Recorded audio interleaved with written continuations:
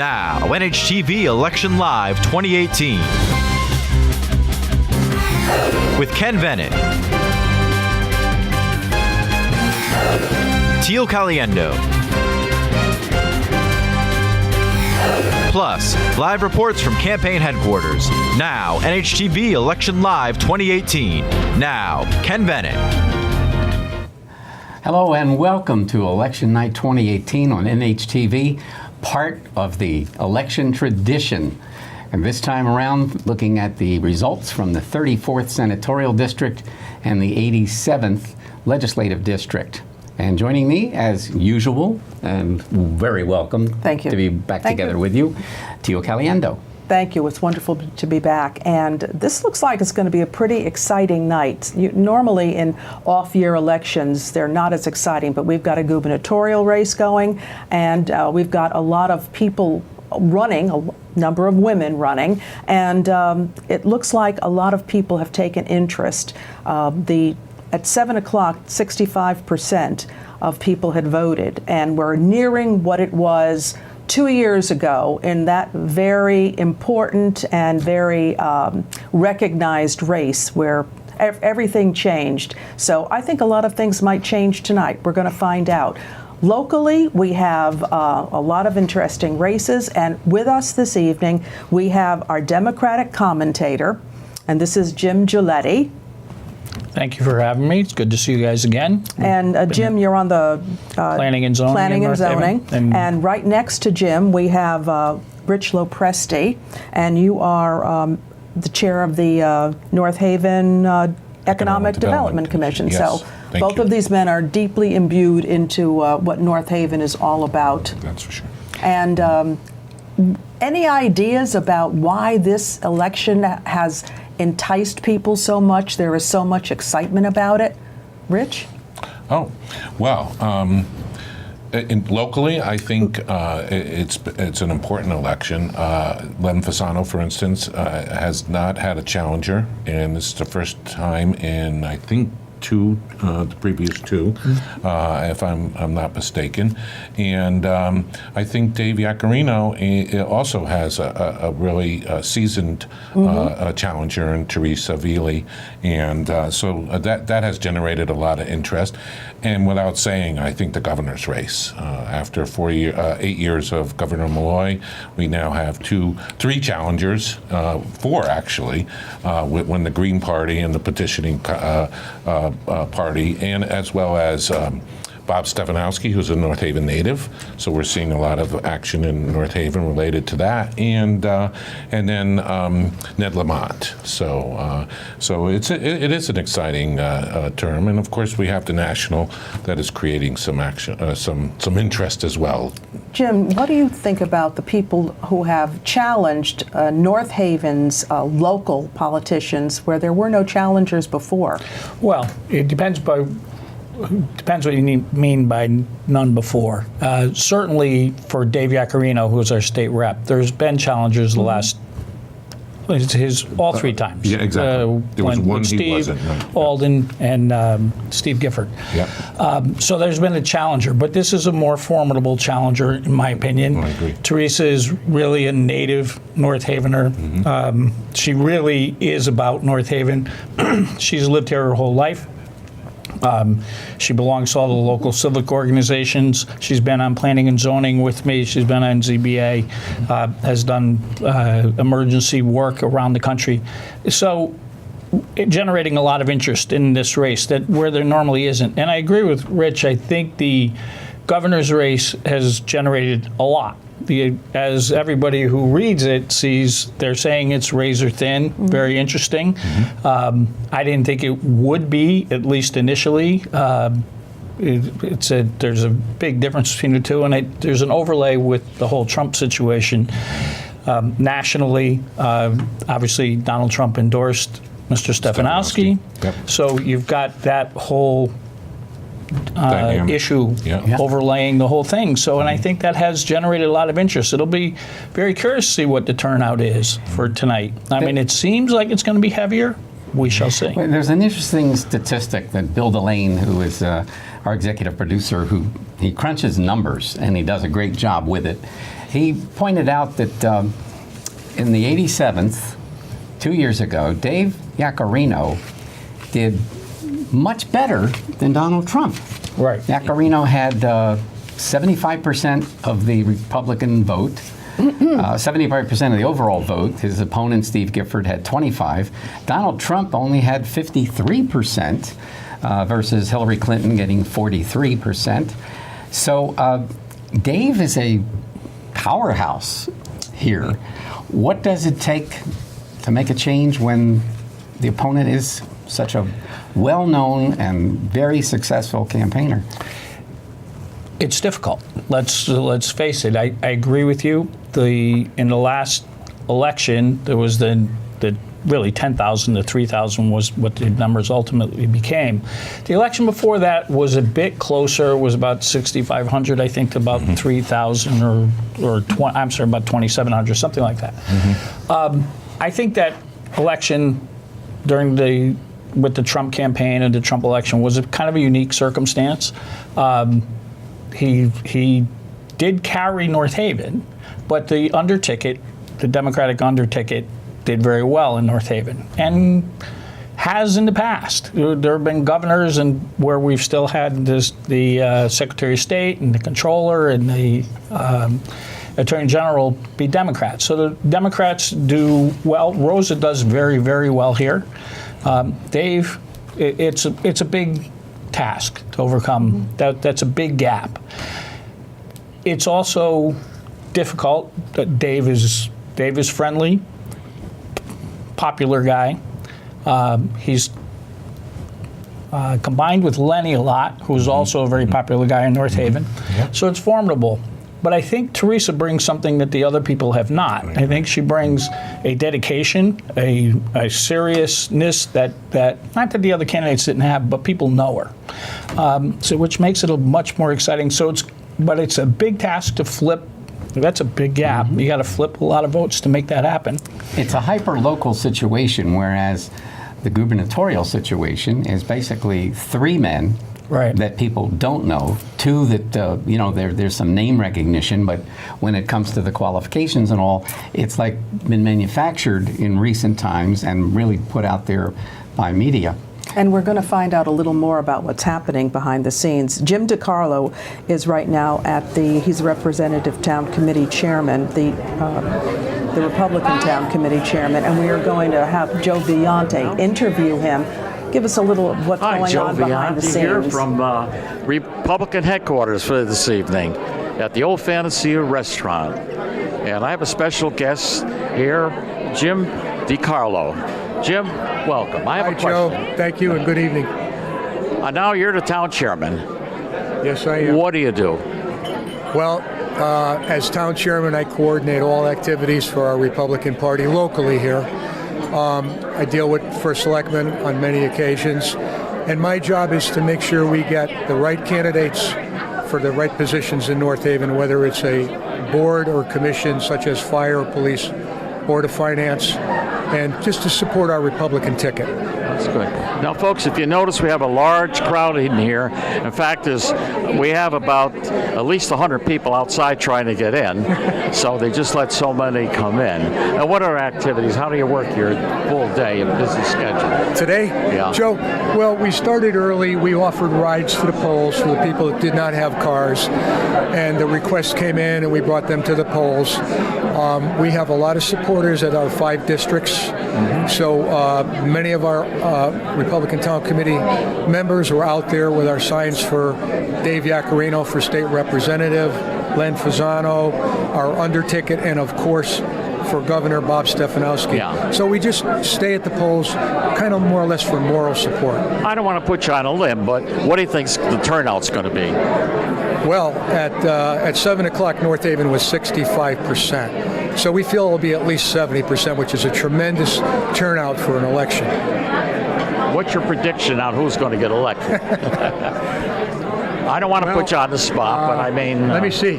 It's 10 after 8. If we wait another 10 minutes, we'll have the results. I feel we're strong in North Haven. I feel our candidates, our state rep, Dave Yaccarino, our state senator, Len Fasano, I feel they're going to win, and they're going to have a very good showing this year. Yeah, we have two top-notch men running. They're excellent. And I know Dave has been knocking on doors. I said, Dave, you don't have to do that. He says, I want to meet the public. I wouldn't do it, but he deserves the title. Well, that's Dave's makeup. He loves to be out there with the community. He started in early, I believe he started in June. He's been walking as many days as he can, and he's covered all the major districts and the neighborhoods, and people want to see their representatives. Dave is well-liked.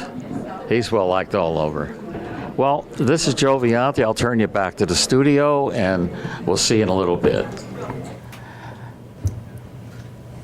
Gentlemen, I hate to interrupt you, but I have a couple of unofficial announcements. According to the Hartford Courant, they have announced that Chris Murphy has beat Matthew Corey. And as far as CBS is saying that Elizabeth Warren was reelected senator. So just to maybe get a gauge on what's happening nationally. Just wanted to mention that when Joe says, I don't want to put you on a limb, Then you he know does. you are about to Yeah, go that's out right. on a limb. But sometimes we talk about an 800-pound elephant in the room. It has nothing to do with Republican or Democrat. And when you look at the breakdown of Republicans, Democrats, and unaffiliated, the elephant in the room is the affiliated. And the latest numbers we have from the Registrar of Voters for North Haven, 26% Republicans, 26% Democrats, 47% unaffiliated. And that's 4,459 GOP, 4,404 Democrat, and 8,016 unaffiliated. I mean, I don't know how we would have a representative, a commentator for the 8,000, but how do the parties move the unaffiliated into, at least when it gets to the voting booth, R or D? Well, that's the question, and that has been very difficult for our party to do. It's been a Republican town. We've had two Democratic first selectmen in like the last 100 years. Yep. So there were two elections where we have a first selectman right now who wins with a plurality in the 80s percentage. So the unaffiliated are unaffiliated, but locally they vote very often Republican, as you pointed out earlier with the numbers for Dave last time. So our job this time was to convince them that Teresa was a viable and a better candidate. And we had to, I saw Joe mention, or Jim DiCarlo mention, the walking by Dave, and I have no doubt that he walked. He worked very hard to try to keep the job. Teresa walked very hard to try to get the job. There was a lot of mailings. There was a lot of phone calls. All you can do is try to convince people, listen, I think I can do a better job, and see if you can move those unaffiliated. This is 70%'s a big number, and I think we may get close to that. It's like a presidential election. Mm-hmm. We get in the 60s when it's a gubernatorial election, you get 70%. We have to turn over a number of those people whose natural inclination has been in the past to vote Republican. And that's a historic situation, in a sense. What is it about the unaffiliated that prevents them from once and for all saying, I'm going to go R, I'm going to go D? Well, if I may, I think it's always hard to beat an incumbent. Okay, they're in office, they're doing things for the community, and so Teresa's job is very hard to overcome and say, well, I'm going to be able to do the same things as Dave has been doing over time and more. Okay, Dave learned the first time he ran against Steve Fontana, he was advised to walk, and when you're done, walk again. And when you're done, walk again. And I think what Jim said is Teresa got the same message. But Dave has been doing it now for 4 terms. So he has a history with the voters. And so he's been able to get those unaffiliated who have traditionally been voting Republican to continue to vote Republican. Do you remember how long Steve had been in office? Steve, I think, was 5 or 6 terms, right? I thought 4 or 5, but in that ballpark, yeah. I- And very interesting when that change happened, and we could go into a whole explanation what the dynamics were of that election. It had to do with Janet McCarty, Yep. who had won one term and then was turned away the second term. Yep. Steve was her third select person. Yep. So when they turned out Janet, I think Steve got some of that backlash, quite frankly. I agree. There was another issue going on with Michael Brandt running for judge of probate, and Steve publicly backed the Democrat who was from East Haven, and I think both of those things hurt him in election. It was an interesting time, most particularly because Steve was about to get into a real seniority position Exactly. in the House Yep. and lost the seat, which I don't know if it was the best thing for North Haven, but it was an interesting election. It sure was, and it was a surprise by everyone. But again, I go back to the fact that, and Jim has said it, Dave is a likable person, and he's a North Havener, and has been all his life. And he went out and walked and talked to people. He got a lot of backing from the Republican Party at the time. The Republican Party, as I recall, because that was the one time that I worked on Dave's campaign, they targeted his seat as one to win. Well, because they saw weakness in Steve. If you'll take a look at what we have up, the statistics right now, you can see that Dave's walking worked. Dave's walking worked far. In Montouise. In Montouise. In the second district there. 1,702 to 811 for Teresa Ronciato Dili. So it just proves what you guys were saying, that that personal touch and getting out and talking to people really does make a difference. Is there anything not surprising in that? Disappointing, I think, would be the right word. I have the totals from the last time I was here with this election, and in Montouise, it was 1862, and now Dave is 1702. So he went down a little bit. Teresa, on Mr. Gifford's numbers, increased from 567 to 811. That's excellent. So she made inroads, She did. but as we've been talking about, big road, big Yeah, mountain to big get mountain, over, big mountain. and that unfortunately may portend what's coming the rest of the evening, in that I think she's going to do much better than our earlier candidates. She's well respected. A lot of people Well like her. known in the She's area. Well known. A lot of the same Maybe this characteristics you is mentioned about just Dave. the base. Well, and that in the is future? It's a tough thing to run. Yeah. Though. It's just so hard to run, and then, I mean that. But we're right now. She's 900 votes down. That's going to be difficult to get past. I have as we a go question for you, Rich. When it comes to, we were talking before about President Trump backing and endorsing Stefanowski. What is that, a plus? Is that a minus in Connecticut? I'm going to stay neutral on that because actually, there is the potential, and I have heard. I haven't talked to Dave specifically, but some folks say, "Oh, you're the Republican candidate. I don't like Trump. I'm not going to vote for you."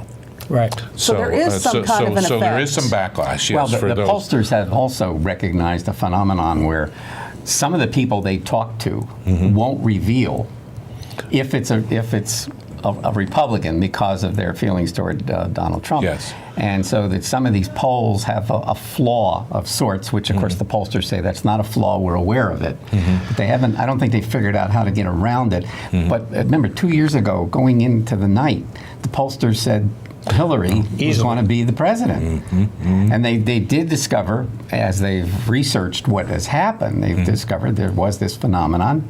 The exit polls also had a similar thing. People just didn't want to tell you how they voted. So they might just tell you anything. And again, if they did vote Republican, they might have purposely thrown you off because they didn't want to be on television or in the newspaper coming out in the open that way. I mean, today, I don't know. I think also, again, this independent, this unaffiliated thing is, I think it's a unique to North Haven. Not that many towns. When I came here 40-some years ago, there were a number of towns in which that was the case, but North Haven, it just has this tradition of being so independent that a party affiliation seems to be something that people are going to avoid until they can no longer vote. Well, it's interesting because things that I've hear, and I've worked in state government. People think of North Haven as a Republican town. If they were to see these numbers, they would say, "What the heck?" Yeah, by registration. By registration, it's not. So things can change. I mean, those unaffiliates at some point, you don't know where they're going to go, and they're going to make a last-minute decision. So it's all incumbent upon a Teresa and a Len and a Dave and a Eiley to get out there and convince these unaffiliates that vote for us, vote for me, vote for. Let me just weigh in a little on the endorsement by Trump in North Haven. I don't think is as negative as it might be in other places. Oh yeah, I would agree. And remember, Trump carried a plurality here, not as big as Dave, but he won by 1,500. Mm-hmm. So the statewide, that may be a bigger issue. I don't think it's. Remember, Mr. Stefanowski grew up here or had roots here in any event, and I think he'll carry the town no matter how he does statewide. I think he'll carry North Haven. North Haven was a bellwether 2 years ago when we saw it went for Trump. Right. I mean, that sort of signaled something was happening nationally. No question. There's another statistic that ties into the gubernatorial situation, if I heard correctly. In trying to get it right, the Democrats have held the state house for a long, long time, with only 2 years where it was the Republican. The state house and the Senate. They have controlled the legislature. Yeah, they've had a supermajority. And it's been a long, long run. Mm-hmm. You have the situation now where I understand Dan Malloy's approval rating is now 15%. So but in North Haven, how much of a factor do you think Dan Malloy and the legislature is in determining the vote when you have a very senior Republican who was co-president of the Senate? I don't frankly think it makes a big difference locally. I think people in North Haven vote locally. Not that they don't care about who's governor, I think they very much do. But they're voting what they think they want in their town. And I believe that, whichever way the gubernatorial race comes out, doesn't tell us what's going to happen with Len, and doesn't tell us what's going to happen with David and Teresa. Do you think it would have hurt Teresa a little bit, Dan Malloy's unpopularity as a Democrat? Certainly it hurts the Democrats generally, and bigger than that, I think Stefanowski's lead-in is going to hurt Teresa because Stefanowski, I think, will carry the town. So you've got the top of the ticket getting a bunch of votes that will flow its way down. You have the coattails. So a guy who already has gotten lots of votes before. So I think Stefanowski doing well in North Haven will be a problem. Yeah, you have something coming in? More numbers are coming in. Green Acres is in now, District 4, and the numbers, 783 for Dave Yaccarino, 461 Teresa Veely. And next we have District 5, Clintonville. And the numbers here, once again, 1,926 David Yaccarino and 805 Teresa Veely. We're going to take a look back at Montouise, District 2. The numbers again, 1,702 to Teresa Veely's 811. Jim, how does that stack up?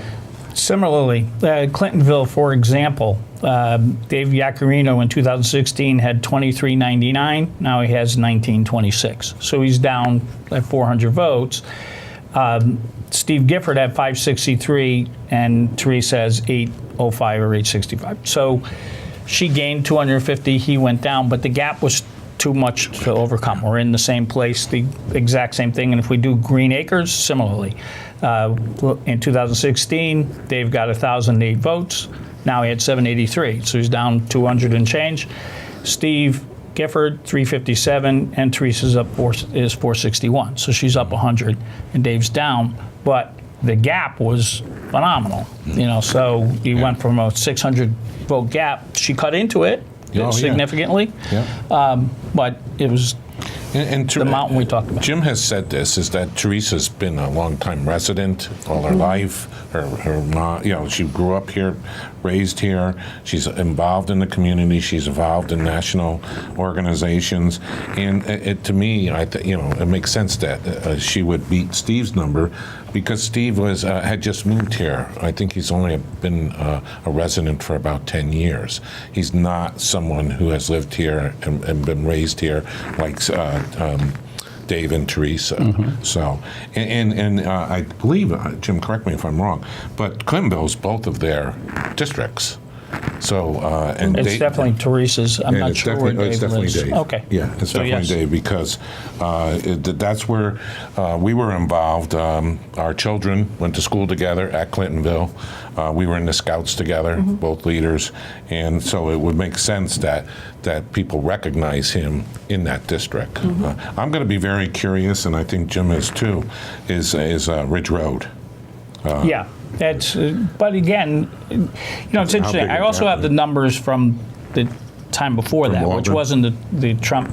And at that time in Clintonville, Dave was at 1,700. So if we use that as your bellwether, he Yeah. went up a little bit, and Teresa went over. Aldermead was the candidate at that time. Yeah. Went from 472 to 563. So.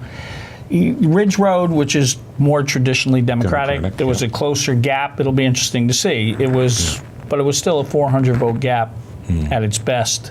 Yeah. 4 years ago, 6 years ago. Yeah. From No, I'm what sorry. I read about Teresa, she sounds like she'd like to continue. Do you know if she has any aspirations? Truthfully, I haven't had that discussion with her because when you're dealing with Yeah, you wanna candidates, deal with one you at a don't. time. Right. The election is here now. You don't want to sit there and say, "Okay, are you ready to build on it?" Which, quite frankly, I was involved with Steve the first time Steve Montana ran. He ran against Kurt Andrews and he lost. Okay. And then built on that, and the next time he won. So yes, but it takes so much out of you. And the campaign, and I know Dave's team worked very hard. I can tell you, I know how hard Teresa's team worked and how much effort they put into it. And it's not a lot of fun when the day is done and you're not elected. So I'm sure she's not even thinking about it at this time. So I don't know. We are going to go to Democratic headquarters right now with Bernadette Walsh interviewing Taffy Spinato Grant. I believe we're ready to go to that site. Hello, everybody. I'm here at Julio's Restaurant, the campaign headquarters for the Democratic Committee in North Haven, and I'm about to interview Kathy Grant, the chairperson. Hi, Kathy. Hi, good evening. Thanks for being here. Our pleasure. Could you tell us what some of the challenges were and what are the highlights of the campaign for 2018? There's a lot of highlights. We have Teresa, was really like a stellar candidate. I mean, we were really blessed to have her running this year, and Teresa was able to qualify early on, so we got that business taken care of as far as funding the campaign. We qualified for the Citizens Elections program, which gives money to citizens that want to run for office. And there's certain qualifications you have to meet, and it comes from all it's small donations, and it comes through. And but Teresa, she's a North Haven native here. She has a lot of family and friends here, so it was really easy to qualify right away for the public financing. The campaign's been strong all along. We've covered a lot of different aspects from getting our message out, and we had a really strong debate. Teresa, there's a lot of things, a lot of ideas that she has and she wants to bring those ideas to Hartford and really work hard for the folks in North Haven. Well, thank you, Kathy. What were some of the strategies that you used to get out the Democratic vote this year? Anything to tell us on that? Well, we had a strong grassroots campaign. We touched on, young people that wanted to get involved in the campaign. A lot of it had to do with the national politics and, the interest, the rise in the level of interest with the national politics. And, there's a lot of issues that Teresa wants to fix when she gets to Hartford. She's looking out for the elderly population. She's a big advocate of the paid family leave medical bill. So she's going to work hard to make sure that gets, through the legislature next session. There's other issues with home health care that comes into play too, and pre-existing conditions. That's a big issue for Teresa. And we want to make sure that what we already have, that we keep. It's very important in these times that we stay focused on what matters most to the people. Yeah, for sure. I'm sure the voters in North Haven want people to be focused. Is there any other special thing, something that happened during the campaign that you'd like to share with our viewers? Well, again, the momentum, I suppose, is really special. The enthusiasm that we've built on in this community in North Haven. The North Haven Democrats are alive and well. So it's just the enthusiasm that we've created with this campaign with Teresa. Wonderful. Yeah. Thank you very much, Thank you. Kathy. Thank you. Appreciate your time. Okay. And Have a good night. Lenny gets a piece of Durham. Thank you, ladies. Right now, we have another number. The numbers are coming in very quickly tonight. Park and Rec. And Dave Yacarino, 1,445. Teresa Ronciato Vili, 671. So it's pretty much in pace with all it. Here's District 2, Montawese. Yacarino, 1,702. Vili, 811. Now we're going to District 4. Green Acres, 1,926. Vili, 805. I'm sorry, wrong numbers. That was Green Acres is 783, and Ranciato Vili, 461. Now Clintonville, and the numbers are 1,926 to 805. So they're running 2-1, Right. Dave versus Teresa. Nothing unusual or unexpected at this point. Well, I don't know about unexpected. I think the combination of things we talked about earlier have led to that result. I think she's improved on our previous candidates. I think she's eaten into what that lead is, but it's still formidable and it's still 2-1. Yeah. And the margin in the various districts is between 63 and 71. I mean, now we don't have numbers yet for the Ridge Road. And if I understand this correctly, Ridge Road is split a bit in the state Senate, Martin Looney having a part of it, and Len Fasano having a part of it. And I don't know what effect that has on the fact that we don't have any numbers from there, but I know our people are working on that. I think you said earlier, we always hear politics, all politics is local, but in North Haven it's particularly local. Now, you've known Dave for how long? 25, 30 years. And would you have predicted 25 or 30 years ago that he would be Do I have this legislator? Dave is my friend, but no. What happened to him along the way? Dave always his personality is always wants to help people. Okay, and that's why he gets involved in so many different organizations, starting with the Scouts and softball and baseball, and he does things. He volunteers at different churches and other different organizations, and someone saw something in him that maybe he didn't even see in himself, and I think it was Vin Candelaria from I believe he's in North Brantford, and they approached him and asked him if he was willing to run against Steve Fontana. And he talked to me about it, actually, and I said, well, Dave, that's a huge commitment. Are you ready for that? And he took about 2 or 3 weeks, and he decided that he wanted to do it. And then he started to talk, certainly he started to talk to Len. He started to talk to Mike Frieda. Both are friends of his, and they've been longtime friends. And he started to reach out. He did ask me to participate in his campaign, and I knew folks that were in politics because of my tenure at the state. And that's where he got the advice that if you're going to do this, you have to do it right. And you got to reach out to everyone in your district that you possibly can, and you got to do it over and over and over again. And he's been doing that all along. And he's been doing a great job. And I was just in a meeting, I'm not trying to make it more formidable, Jim, but I was just in a meeting at the First Selectman's office where there was a lobbyist for a company, and Mike Frieda, our First Selectman, said, how was Dave up in the legislature? And he immediately said, everybody likes Dave. So he has that likable trait to him. He's not just saying this when he says at the debate and in other places. He does really try to work across the aisle. He keeps on saying how his campaign chair is a Democrat. So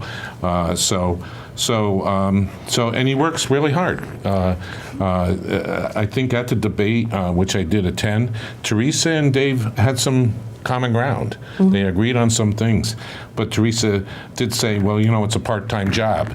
And Dave said, no, it's a 24/7, 365 job. Wow. Jim, I have a version of the question that I used to ask sometimes. You know how Monday mornings, something coming in? Yes, something is coming in. We are going to go to Republican headquarters. Frank Tropiano, Dave's campaign manager. So he will have something to say about this win tonight, this obvious win.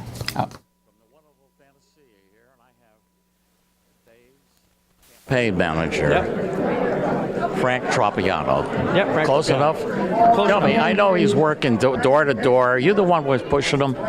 No, Dave's an extremely hard worker. I try to have him take a relax and sit back, but he's all work. He's all dedicated, 100%. 100% work. 7 days a week, he's out there ringing doorbells. 7 days a week, 365 days a year during election year, and then non-election year, he's always available. Phone, cell, it's a full-time job for Dave. It is. He's running his own business, and I said to him, Dave, spend a little time on your own business. You have to. He has a manager. I said, you need to be in there once in a while. Oh, the people voted me in. I got to do my job. If I had to hire anybody, I would hire Dave. Oh, absolutely. I mean, one of the things that his opponent ran on was that this is a part-time job. Yeah. Very clueless. It is a full-time job, and it's actually, Dave puts in, like I said, 24/7, 365. He puts his whole heart into it, and he does it for the betterment of the community. Like when I try and call him sometime, it could be 12 o'clock at night, he's coming back from Hartford. I would never do it. Yeah, when he's in session, I mean, he could be there 2, 3 o'clock in the morning, and people don't understand that. I know it's a very taxing job, and I don't know how anybody can do this job if you had a real full-time job, such as working for a corporation these days, but fortunately Dave has that flexibility because he's got a small business. Well, another secret, too, he has a good manager. Yours is manager. Yeah, actually, I was going to say his store manager, Ben Gritz, is a great store manager. Yeah, no, you're a good manager for him to get out there. Anything else you want to say about Dave? Like I said, Dave is just an incredibly hard worker.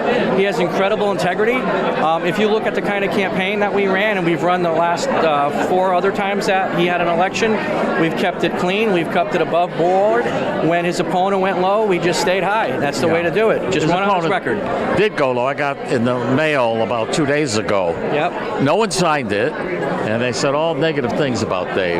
Yeah, we weren't too happy about that, but we talked about it, and we talked about different maybe approaches to it, but we just felt people know Dave, and they know that that's an absolute mischaracterization of who he is.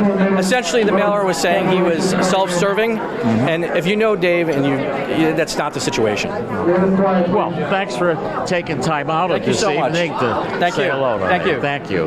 Back to the studio. Thank you, Joe. We're going to talk about a couple of things, but I want to ask you that question I started to ask you, Jim. It goes back in the old days where, on Mondays the football teams have a meeting with the coach, the press, and my favorite question was, how do you judge the success you had in the game other than by the score? So how do you look at what we're seeing, assuming that Ridge Road follows the pattern? I don't know that you can judge it other than by the score, truthfully, except that you can figure out whether you're improving or you're not improving. I think she has to look at it, and the Democratic Party has to look at it, that they've done much, but this was a formidable candidate who did much better than the previous candidates. Mm-hmm. This is the first time she ran for a statewide office. She's run locally a lot. So did you improve on what we had before? Did everything that they did this time work more than what was done in the past? And I think the answer is yes, and I think that's the assessment you have to make. The thing I think Bill Parcells said years ago, you are what your record says you are. And so you can say you're great, but if you're 6-10, you're 6-10. I can say she's the best candidate in the world, but the numbers speak for themselves. Can you overcome that? I think if she did this well this time, the last time somebody won from our party, same situation. They had to come from behind. Sorry to butt in That's again, quite all right. but we have Mike Frieden out, Republican headquarters. So Jim asked me to say a few words, and these two fine men here, personal friends of mine, colleagues, we work so closely together. These two gentlemen during this campaign were a story in two parts, where the two parts really became one part. So I want to share with you what you know and maybe what you may not realize. So what you know is the fact that these two gentlemen make a tremendous team for us. You would admit that. Would you give that a round of applause? What we saw on the outside was a man, Dave Yaccarino, who walked, let's say, about 7,000 to 8,000 homes. 6,000.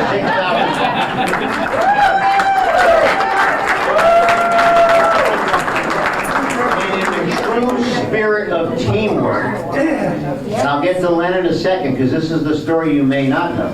In the true spirit of teamwork, Dave was out there putting up signs for both Dave Yaccarino and Len Fasano all over town, not only representing himself, but also supporting Len. A story of hard work, perseverance, and total dedication. Dave Yaccarino. What you may not know is a parallel drama that was going on behind the scenes, and that involved this man. Because as Dave was doing what he was doing in North Haven, Len was helping us as a party, working with other districts and state senators to try to help them secure their districts so that we, as the Republican Party, can capture the majority in the Senate. A selfless act on Len's part, in some respects, doing what he was doing regionally and in the other areas, maybe sacrificing a little bit of time in North Haven, but playing the greater good in a larger role, which is so critical for us. And that's why, ladies and gentlemen, the story of two parts became one very important part from a local standpoint and from a state standpoint. I give so much credit. I'm so proud of these two individuals, my two dear friends and colleagues, Dave Yaccarino and Len Fasano.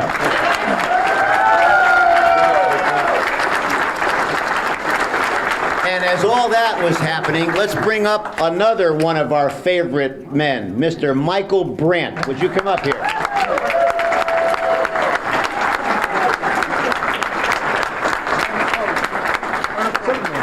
A man like Len and Dave, so well loved in our town of North Haven, ran unopposed this year, and we love him. Wouldn't you agree? Yeah. Thank you very much, Len. David? I'll speak now, but I'd like to speak later when we get the full results for Len and I. But I'm proud to be a Republican in Connecticut, and I'm proud of my team, and I'm so proud to work. I get very emotional, and I'm really proud to work with Len and Mike. And Len did so much for our party, but it's really for our state.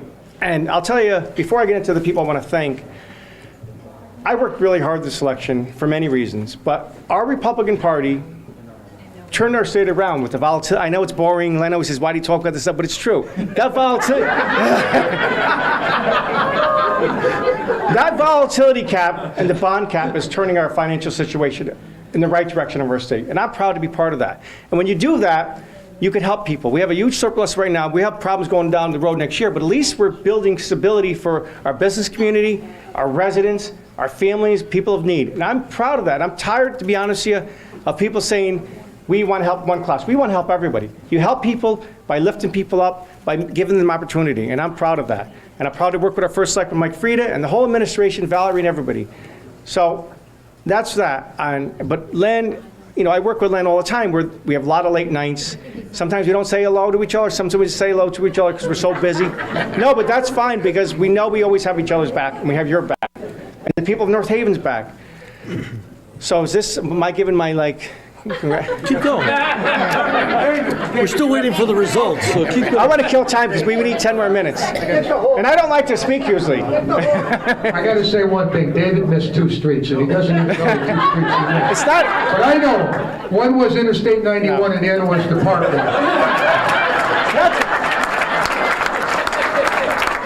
It's not so much the streets, it's our message. And I feel really strong about our message. I do. You won. I know, but I want to be the mic. But at the end of the day, Len and I and Mike work for the people of North Haven, Connecticut. And we try to do the best for everybody. But I can't do this, or Len can't do this, or Mike can't do this without help. So many people stood out the polls today, and I can't really mention everybody. But I have to mention Frank Tropiano, Melissa Tropiano. Frank and Melissa are Democrats. They don't just help me, they help Len, they've helped Mike. And they're a pillar of our community as far as I'm concerned. And my whole team, we have people at Hartford that help us all the time, but so many people helped us. My daughter, I love you very much. I know I said that during the debate. My son Joseph, my mother's here. I love you so much. But it's a team. We can't do this without your help. And I want to thank you and continue to work for North Haven. And it's just so much to say, but I don't want to bore you, but I want to thank you so much. And my re-election committee is made up of Democrats, and Len and our committees work together. They work together, Democrats, Independents, and Republicans, and unaffiliated. We represent everybody, but we have those values, our Republican values, that work. The simple matter is they work. But before I finish, Carolyn Wright, Joe D'Erico, our chairman, Jim, but Lou Borelli, Lou does a lot in the background, but Lou has helped me from day one. And I can't thank, where is Lou?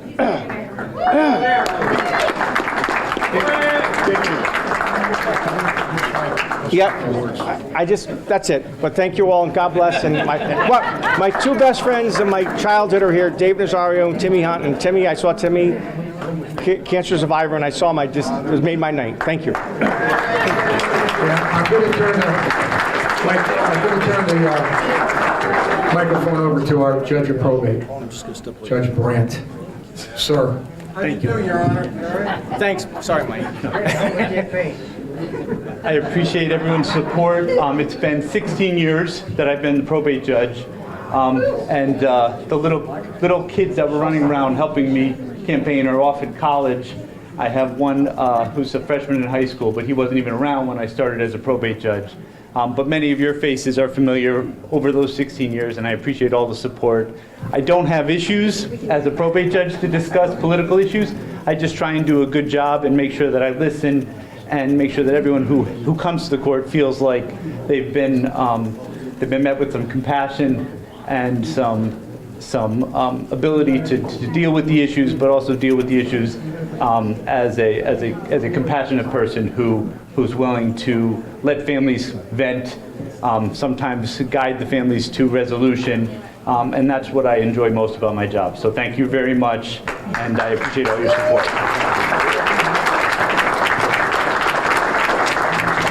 Where we are is I'm waiting for Len to give us an update on the other towns, if he has it. Okay, so. Okay, why don't you? So preliminarily, by the way, the numbers that you saw up here for Dave and I do not include the independent line. Oh. So, no, do you want to go back on the mic? The numbers. Thank you very much, gentlemen. We do have numbers. Stefanowski has 1 North Haven, 6,918 to Lamont's 4,174. Now, some of that math doesn't add up. Meaning that some people didn't. Wait, let's run that by again. Those Stefanowski numbers. 1 second. Everybody's talking in my ear. Okay, that's right. We are going to Democratic headquarters with Bernadette Welsh, and she will be speaking with one representative of the Democratic Party. Hello again. This is Bernadette Welsh, and I'm interviewing Danielle Morphy, who is the communication manager for the Democratic North Haven campaign for 2018. Hi, Danielle. Hi, how are you? Could you let our viewers know exactly what you did for the campaign this season? Sure. I worked really closely with Teresa Ranciato-Vili on her campaign. I led her social media. I worked on her communications marketing, whether it was her print ads, helping facilitate the messaging there. Helped put out the messaging for her direct mailers and that sort of stuff. And I also just, helped canvass, helped make calls, just did chipped in as much as I could. Wonderful. What was your biggest challenge during this thing in terms of communication? Okay, my biggest challenge. Let's see, that's a good question. I would think it's honing in on what the true message was for her campaign, and I think what it really came down to was how innovative and how proactive Teresa is, and how she's true leadership. She's already showed and demonstrated that in the town, and she's ready to demonstrate that at Hartford. That's wonderful. Do you have any special story you want to tell us about something that happened during the campaign? That's a good. Well, let's see. I have to say the one thing I loved about the campaign was how family-oriented it was. I brought my kids to headquarters all the time, and then my 2-year-old was out standing at the polls with me this afternoon, and he was running around crazy in the rain, but there was just this really wonderful family feeling. So, no matter how stressful it got, everybody was supportive. Everyone was there with some food, some good words, some encouragement. So that's the overall theme of the campaign. Thank you very much, Danielle. Good luck. Thank you. Thank you, ladies. Thank you very much. We're going to go over some of the numbers that we have right now. Ridge Road, this is the 334, and we have some numbers for that. 1,492 for Dave Yaccarino. 1,249 for Teresa Vili. And checking up Len Fasano, his North Haven numbers are 6,499 to Eiley McKean's 3,271. I have a question for both of you, actually. Looking at the numbers that Stefanowski won in North Haven, right? What does that mean to the state? Is it sort of like it was 2 years ago? I don't think there's any way you can tell. And I really believe that. I told you when we started, I thought Stefanowski would win here and win relatively easily, and obviously he did. Mm-hmm. His being from here and this being a Republican town, I'm not surprised. It's a bigger plurality than I think you would see, but I wasn't surprised at all that he won here. The interesting thing is I don't see any Oz-Griebel number here, right? So when you add the numbers together, it's not all going to add up because there is the Oz factor out there somewhere. So it's going to be very interesting to see. The turnout in for Lamont, what I had heard or what I had read is the same thing everybody else has read, is he needed the cities to turn out for him. Mm-hmm. Supposedly in New Haven, the turnout was very high, and the city's very high. I don't, but in the other suburban towns, I can see Stefanowski winning. I don't doubt that. I don't see him winning by that big of a plurality. So I don't know that it really indicates. We are going to go to Republican headquarters now and Len Fasano. Maybe we'll get some more background information.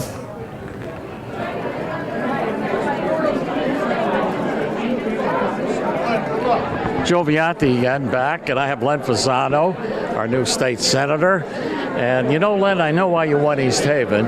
You had your sign in front of my building. It was bigger than the building. So, are you excited? Yes, I am very excited. It was an election that I think showed that negative campaigning and telling false lies and misrepresentation of facts were rejected soundly. And we don't need that type of campaigning in any of the towns I represent. That isn't what we do.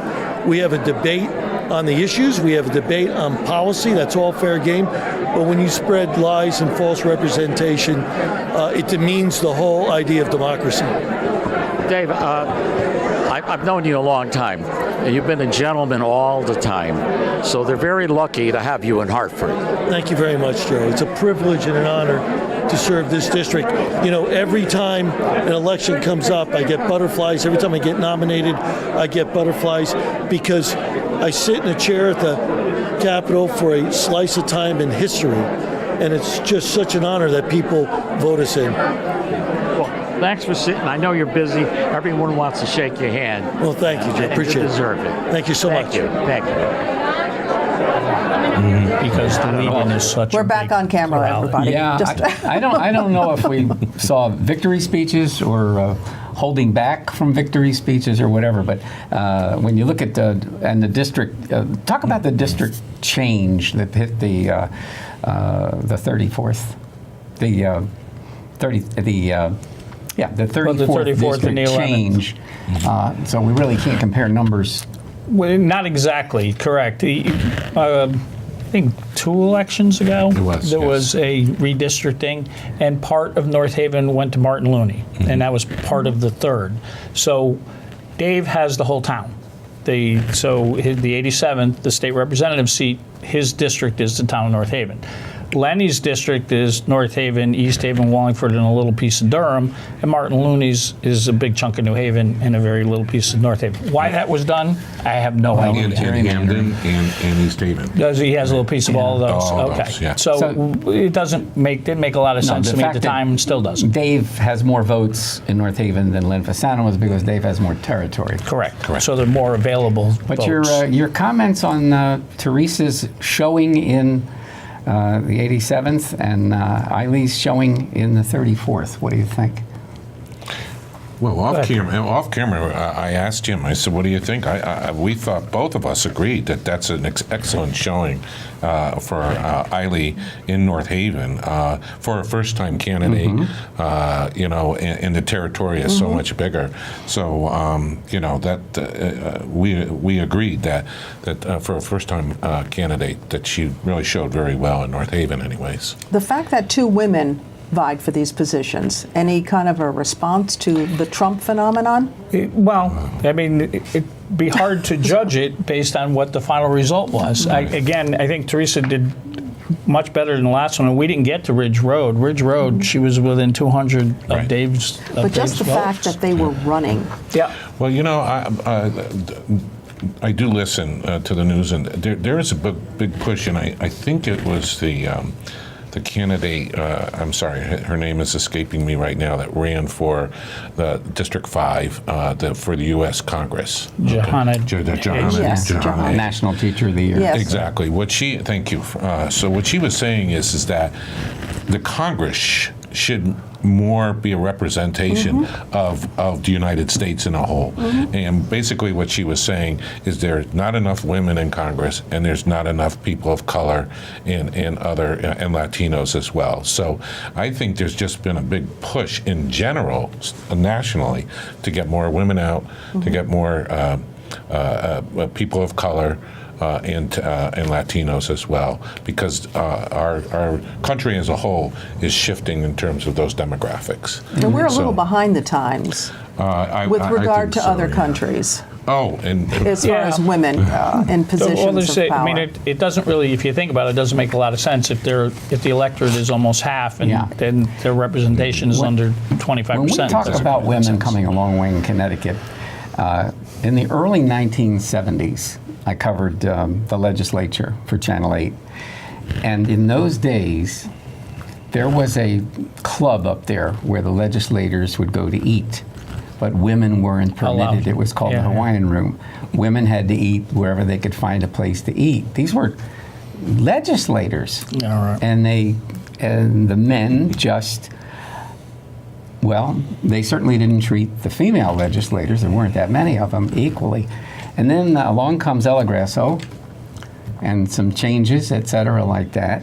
And so we're looking, there have been a lot of women in recent years who are moving up within the legislature and all that. So I think when people say the time has come, it came long ago. It came right after Clarence Thomas was made well, I'm the going to say justices. it really came, in my Connecticut estimation, it really came when Ella Grasso showed, people were saying things like, she can go in a cigar-filled room and hold her own. She proved a lot, because up until then, a woman, if you could be Secretary of State, that was, okay, why don't you just stay there? And she was elected in her own right. She wasn't elected because her husband had been there before. There are just a lot of things but then about Jody Rowell did get elected on her own right as well. Yeah. Yes. And then you have Thomas Claridis, who's if the Republicans were to take over the state house, that she's in line for Speaker of the House. So, but I just think there's a huge movement in terms of just getting the representation at the local level, the state level, and the national level to more represent what each of those look like. Well, that was certainly one of the messages that we were trying to get out, I agree. I think there's a movement across the country. We'll see tonight how effective that movement is. And I hear what you're saying about Ella Grasso, but Ella Grasso was the 70s. There was a long way to go still after Ella Grasso. I belonged to a country club that would not let women play on Saturday mornings, and I'm old enough now, but this is like 25 years ago. So, and they wouldn't let women in the grow room and the clubhouse. And we all know organizations that they had women's auxiliaries, but did not let women be members. One of my favorite, not that long ago. One of my favorite Ella Grasso stories, I forgot who she was running against at the time, but there were bumper stickers that Connecticut doesn't need a governess. And they were all over the state. And I went up to Litchfield, I got her schedule, and I said, can I, if I come up, can I get a few moments with you? And she said, sure. She was very accommodating to the press. So my question to her was, if you're elected governor, what would you like to be called? How would you like to be addressed? And I had told her, don't look at the camera, just look at me. So she immediately went right to the camera and said, when I am elected governor, you can call me anything you want. That was sassy, but that was her. But we don't really talk about discrimination against women, but I wish I had one of those bumper stickers. I think that would be an incredible piece of political memorabilia. Maybe it's in the State Museum, but it's just hard to think of someone that talented to, just because she was a woman, to fight extra hard to get there. And fortunately, there were men willing to give her that opportunity. Well, we're going to go to talking about women to women talking. At Democratic headquarters, Patricia Brown and Bernadette Walsh. Hello, everybody. I'm with Patricia Brown. She is the treasurer for this year's campaign 2018. Patricia, could you give us your impressions on how it was to finance this campaign? Well, this was a new experience for me. I have not been involved in public financing before. So first of all, I had to understand the guidelines. And I find it was exciting to learn about the guidelines, what needed to be reported. And what I found a little frustrating is that many times people didn't quite understand why they had to fill out the donation forms. We need the information for the state, and so it was that was a challenge to try to explain why you have to fill out this form. But I enjoyed doing it. I monitored the funds very carefully. We will not go over budget. And it was a good experience for a wonderful candidate. I am so excited to be supporting Teresa. Well, that's wonderful to hear. Was there something special that stood out for you in terms of the finances, or did it all go as planned?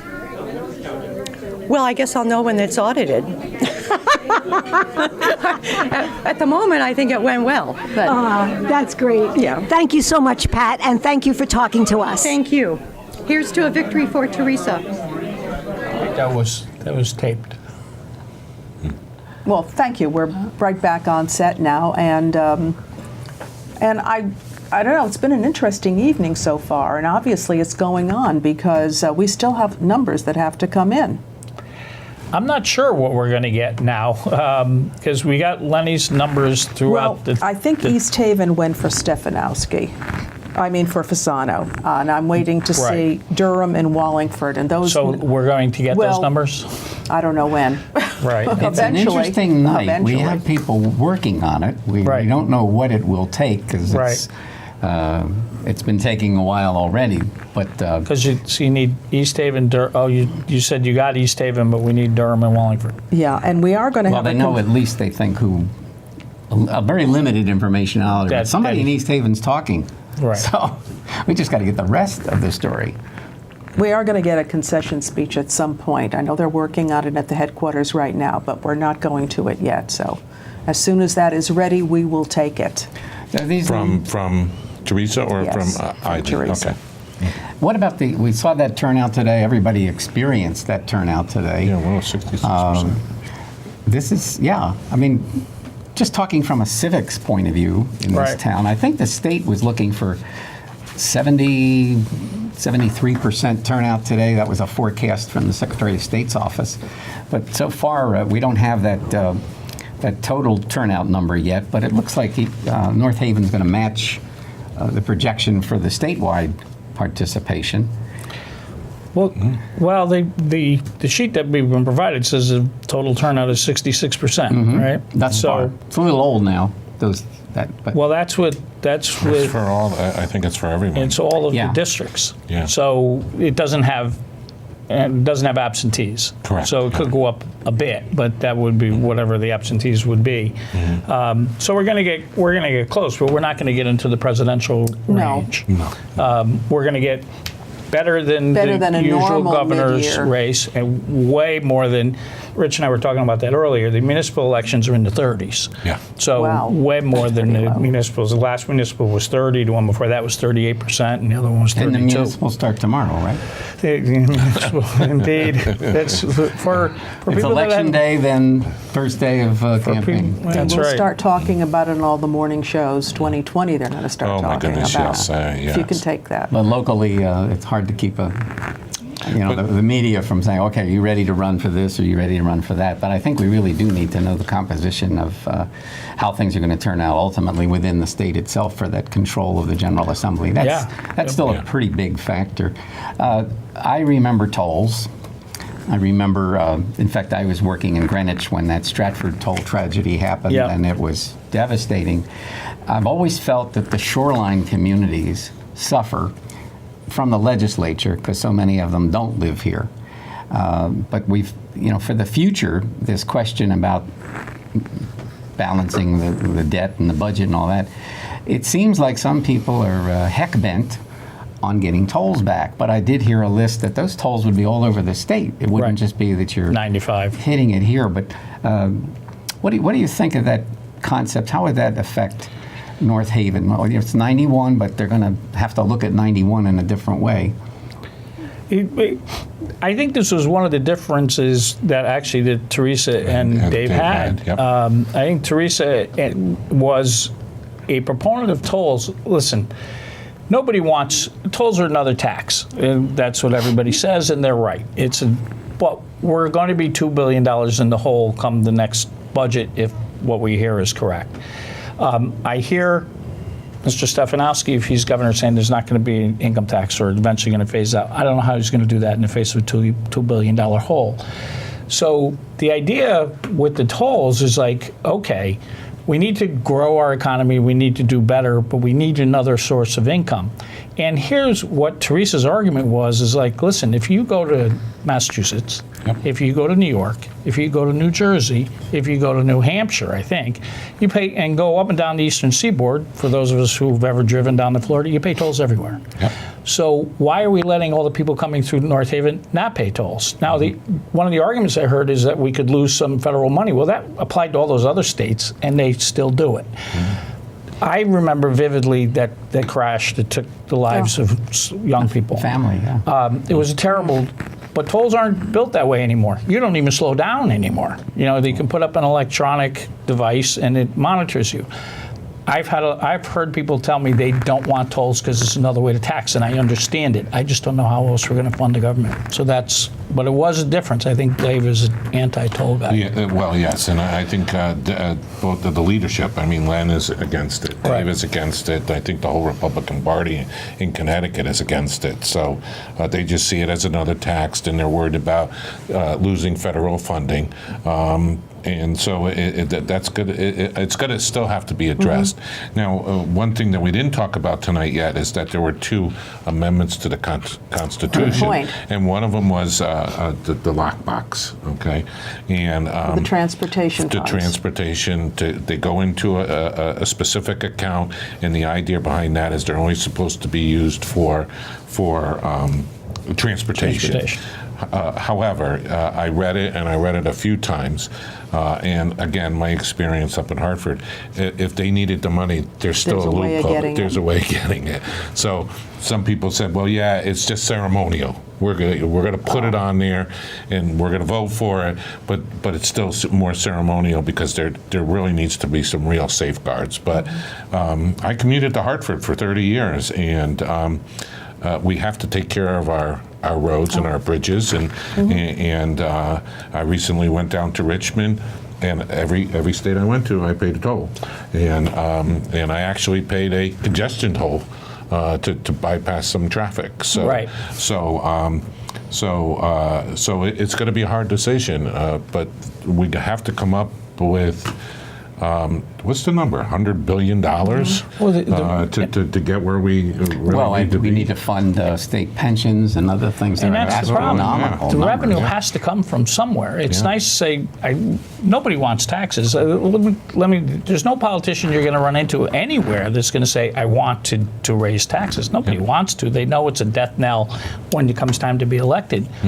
But how are we going to fund this? How are we going to fund the government? And I just I've don't heard know how it's going to happen. the term smart tolls. What would, besides not just electronic, but targeting certain trucks that use the roads more than some Connecticut residents? I have heard, and I haven't had time to research, but supposedly trucks are already taxed for going through our state. I don't know how that's done, but they it's pay something. a gas tax. Does that well, we all pay. They have these stickers, though, that indicate they've paid a tax in this state and that state. Yeah, so up front.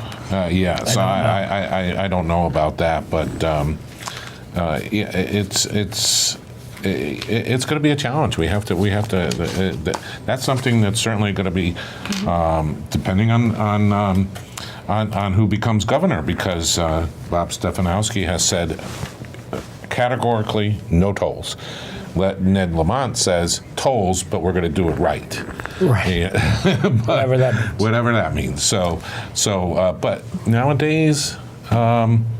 You could go through and these electronics, and they can pick things out and charge less for citizens and more for this and so on and so forth. So I'm looking forward to senior citizen discounts.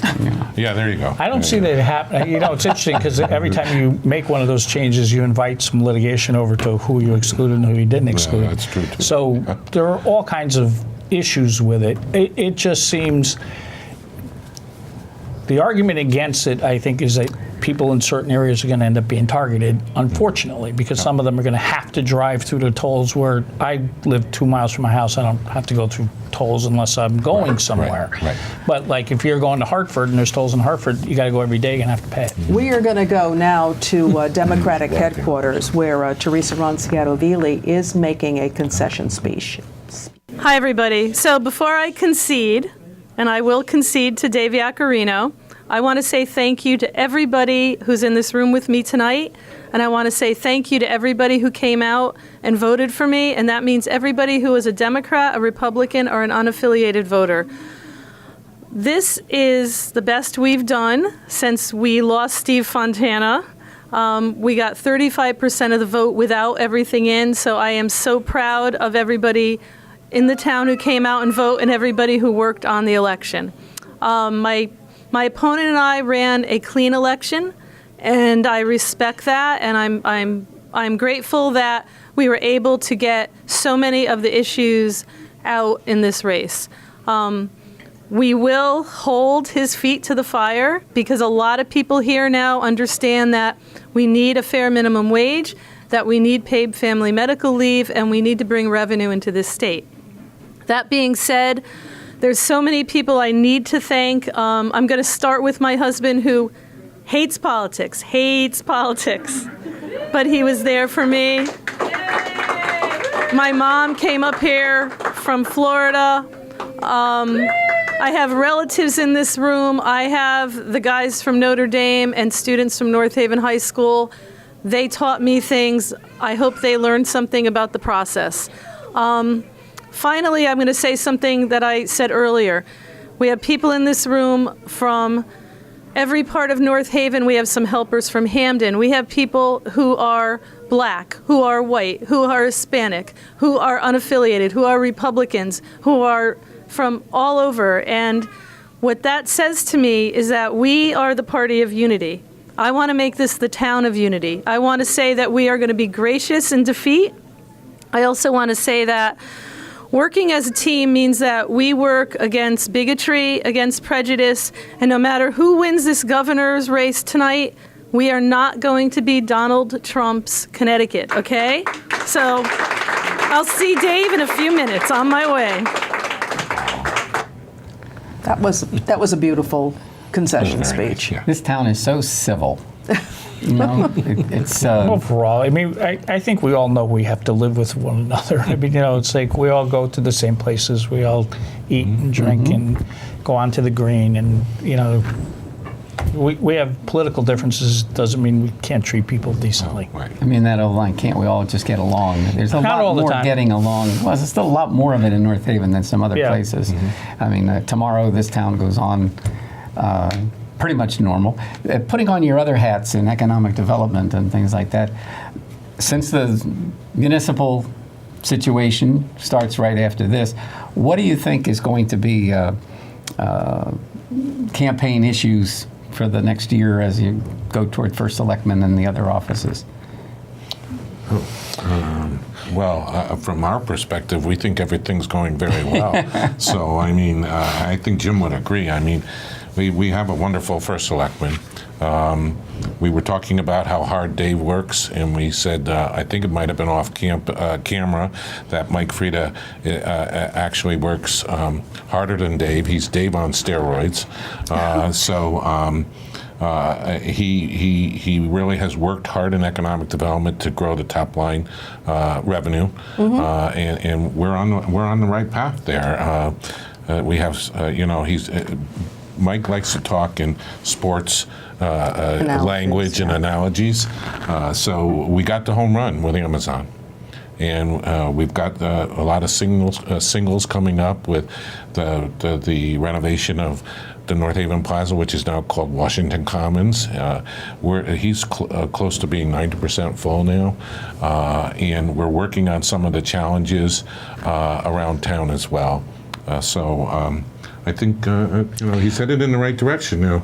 I may not see the same nirvana that Rich Lopresti sees. Good, okay. Listen, here's the controversy you were this is well, it's not controversial, but you know, the man has gotten over 80% of the vote in the last several elections. Yes, so exactly, yeah. to come up with a candidate who can really present in opposition to him is going to be very difficult. Now, are there issues in town? Of course, there's some issues in town. If I can point them out, you know, we can go up and down Washington Avenue. There's a lot of open space that you work on filling all the time, but we still have it. We've had disagreements, Rich and I and our board, over the placement of some of the proposed developments in town.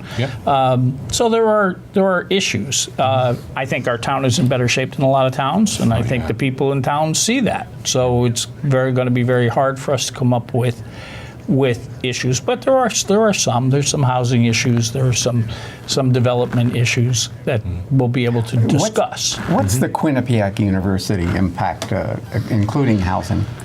Well, the housing, we're getting a signal, but the housing is probably the biggest issue that concerns most of the people in town. Nobody has a problem with Quinnipiac being here. These are the numbers, so I have to take my glasses off so I can read this now. North Haven, Len Fasano, 6,793. Allie McKean, 3,003. So, I guess we don't have the ones for the other towns. Oh, this is East Haven. Now East Haven. Here's East Haven. Wow. 5,670 to Allie McKean's 4,111. Here comes Durham, I believe. Oh, Len Fasano, 529. Ally McKean, 390. And Wallingford, Len Fasano, 8,541, and Ally McKean, 6,749, and the totals are 21,533 for Len Fasano, 14,753 for Ally McKean. For a first-timer, her numbers are Actually, we pretty talked good. about that in North Haven. That's a 3-2. That's really good. well done. Yeah. And just so, because I don't want her campaign to get mad at me later, her name is Eiley. Eiley. It's Sorry. just- And I knew that. Well, I even wrote I know, it out but just because we're phonetically. saying it, and I don't want them to yell at me when I Okay. get back. It's not his fault. It's my But fault. she's, so I just wanted to point that out. But I think she's done tremendously well against an I think that's entrenched really good. senator, who in East Haven is a district that he has enormous ties to. He lives here in North Haven, but he's got a lot of business in East Haven. Wallingford is her district, and she did really well there. Durham is very small. I think she did inordinately well, considering she's really a neophyte to this whole process. No, there was no. Oh, here's another. There's another. Hang on. There's a note that the Wallingford numbers is 8 out of 9 districts reporting, and it does not include absentees. So Wallingford for Len Fasano, 8,541. McKean, 6,749. It's a difference of 1,792. The percentages come out to 56% better than ours. for Fasano and everything. 41% for McKean, and there's still just another precinct coming out of Wallingford. So the totals updated that we did have, it's 21,533 for Fasano and 14,753 for McKean, and it's a 59-41.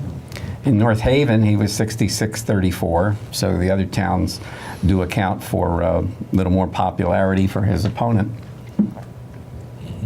We can go to all the tallies right now because we have all of them. And we're going to start with the 87th District State Representative. We have Park and Rec, Dave Yaccarino, 1,445. Teresa Veely, 671. Montouise, Yaccarino, 1,702. Veely, 811. Ridge Road, 1,492. Veely, 1,249. Green Acres, Yaccarino, 783. Veely, 461. Clintonville, 1,926. Veely, 805. The absentees are in here too. I don't know if they're on the full screen, but absentees for Yaccarino, 356. To Veely's, 252. So And- Dave's total, do you have? Yeah, we have Go the ahead. total. And the total is 7,704 for Dave Yaccarino and Teresa Ronciato Veely, 4,249. And we should have the 34th District. 34th is State coming Senate right coming up. up. Len Fasano, 6793. Eiley McKean, 3,503. East Haven? Yeah, we're showing East Haven now. And we have 5,670 for Fasano, 4,111 for McKean. Durham, Fasano 529, McKean 390. Wallingford, 8541 Fasano, 6749 for McKean, and the totals are 21,533 rather for Fasano, 14,753 for McKean, and that's a lot of voters, like 40,000 thereabouts. That isn't going to, as you noted before, that's 8 out of 9 reporting from Wallingford and doesn't include the absentees, but obviously that's not going to make any difference at this point. Any final thoughts, Jim? Well, let me extend my congratulations to Dave and Lenny. Ran good races, did well in North Haven. But Teresa went from 22% in our last election to 36%, a big increase. I think worked very hard, and I think it's reflected in the numbers. Did, I think, very well. And my congratulations to Eileen, who I think also did surprisingly well. I mean, for somebody who's brand new at this. So it was a somewhat positive night for the Democrats, but I would like to come here one night. I've sat here one time when Janet McCarty beat Kevin Kopetz and walked out with a much better feeling than I have tonight. Well, and I think, yeah, the Democrats should be really happy. As Jim had said, Teresa, 36% is a huge difference than the last candidate that ran against Dave. I mean, it's still that mountain that she has to climb, and I actually hope that she considers it. I really think so, because then if she doesn't, then someone else would, and then you're starting all over again, because she has some momentum, I think. And then Eiley for a newcomer as well, 41% for an established senator like Len Fasano, who's been there since 2002. I think that's a good showing. But having congratulated Democrats, I'm really happy about Dave and Len getting back in.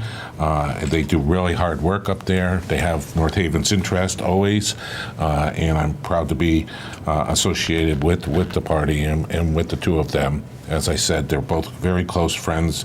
Dave I've known for 25, 30 years.